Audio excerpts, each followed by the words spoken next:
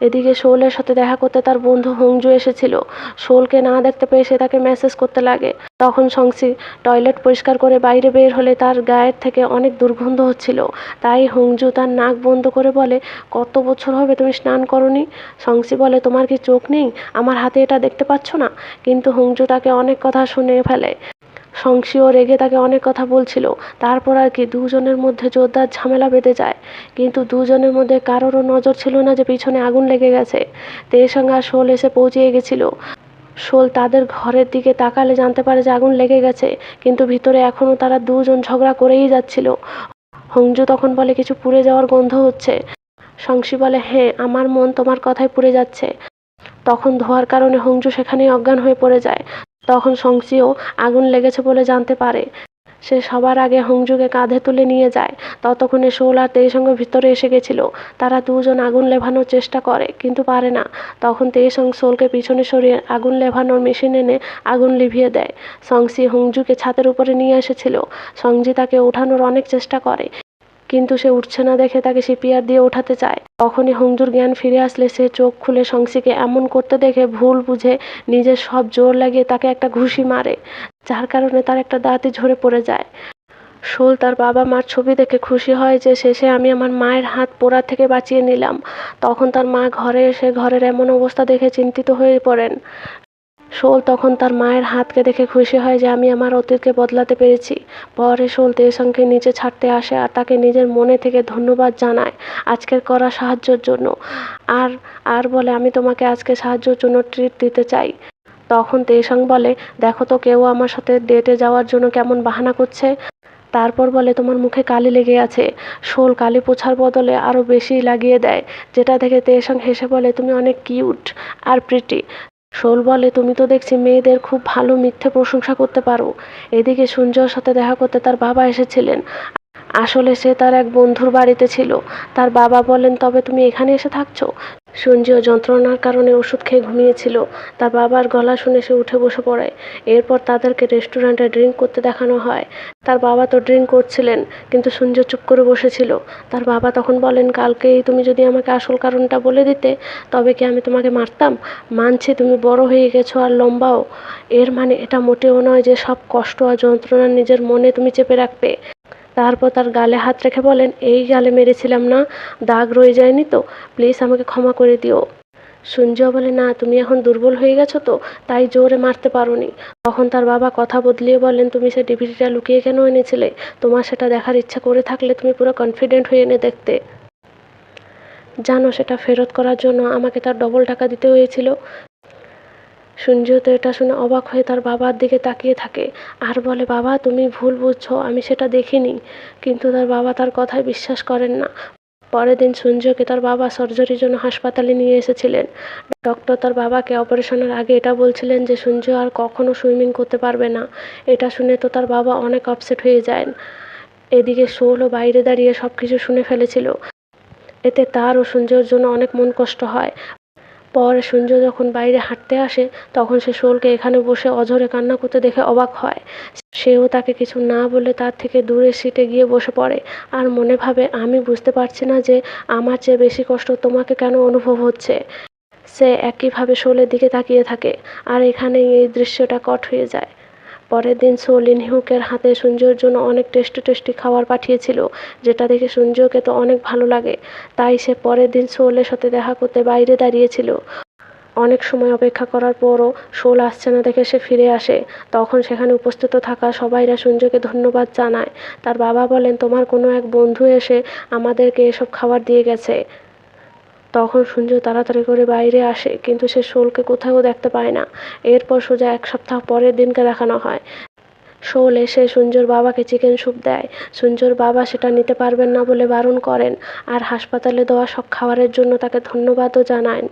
আর বলেন, আমি আজ পর্যন্ত তোমার মতন বন্ধু দেখিনি যে বন্ধুর জন্য সব দিন খাবার নিয়ে আসে। আচ্ছা বলো তো তুমি কোথায় থাকো? তখন শোল বলে, আমি আপনার ঘরের ঠিক সামনেই থাকি। এটা শুনে সঞ্জয়ের বাবা অবাক হয়ে বলেন, ও, কিন্তু আমি আগে তোমাকে কখনো এখানে দেখিনি। তারপর শোলের বারে বারে জোর দেওয়ার কারণে সঞ্জয়ের বাবাকে সে স্যুপটা রাখতে হয়। এর বদলে সে শোলকে নিজের বানানো কিছু সিরাপ দিয়ে বলেন, যখনও তোমাকে দুর্বল মনে হবে তুমি এটা খেতে পারবে, দেখবে তোমাকে ভালো লাগবে। সোল সে সিরাপের জারটা ঘরে নিয়ে আসে আর একসাথেই পুরো জারটাকে খেয়ে শেষ করে ফেলে আর বলে এটা তো অনেক টেস্টি, কিন্তু এটা খাওয়ার পর আমাকে এত গরম লাগছে কেন, বলেই সে তার ঘরে জানলা খুলে সেখানে দাঁড়ায়। তখনই সে সূর্যকে যেন কোথায় যেতে দেখতে পায়। আসলে সূর্য তার স্কুলের সুইমিং পুলের কাছে এসে বসেছিল আর পুরনো সব কথা ভাবছিল। তখন কিছু পড়ে যাওয়ার শব্দ সে শুনতে পায়। সে কাছে আসার পর জানতে পারে যে এটা তো শোল। সে তাকে দেখে প্রথমে তো অনেক খুশি হয়, কিন্তু তার সামনে রাগ করার অভিনয় করে বলে, তুমি এত রাতে এখানে কি করছো? শোল বলে, কিছুই নয়, আমি তো শুধু তোমাকে দেখতে এসেছিলাম। শোলকে এমন লড়তে দেখে তার সন্দেহ হলে শোলকে সে জিজ্ঞেস করে, তুমি কি ড্রিঙ্ক করেছো? শোল বলে, না তো। তখন সূর্য সত্যিটা জানার জন্য শোলের কাছে এসে তার মুখ শুঁকতে লাগে, কিন্তু শোলের এত কাছে থাকাতে সে অনেক নার্ভাস হয়ে পড়েছিল। তাই সে সঙ্গে সঙ্গে পিছনে সরে যায়। শোল বলে, আমি তো আসলে সিরাপ খেয়েছি যেটা তোমার বাবা আমাকে দিয়েছিলেন। আমি প্রথম গ্লাসটা খাওয়ার পর আমাকে সেটা অনেক ভালো লেগেছিল, তাই খেতে খেতে পুরোটাই খেয়ে ফেলেছি। তখন সূর্যর মনে পড়ে যায় যে তার বাবা তো সাথে অ্যালকোহল দিয়ে সেটা বানিয়েছিলেন। তাই সে শোলের উপর রাগ করে বলে, তুমি কিভাবে পুরো সিরাপটাই খেয়ে ফেললে? নেশার কারণে সে ঠিকভাবে দাঁড়াতে পারছিল না, টলমল করে নিচে পড়তেই যাচ্ছিল। তখনই সূর্য তাকে ধরে ফেলে আর এখানে এনে বসায়। শোল নেশায় থাকার কারণে উল্টোপাল্টো সব কথা বলছিল। সে সূর্যর প্রশংসা করে বলে, তুমি অনেক ভালো, দেখতেও হ্যান্ডসাম, এমন আরও অনেক প্রশংসা করে। সূর্যর তো শোলের এমন বিহেভিয়ার দেখে অনেক হাসি পাচ্ছিল, কিন্তু সে লুকিয়ে হাসে। শোলের সামনে এমন দেখায় যেমন সে অনেক রাগী এক ছেলে। পরে শোল তাকে গান শুনতে দেয়।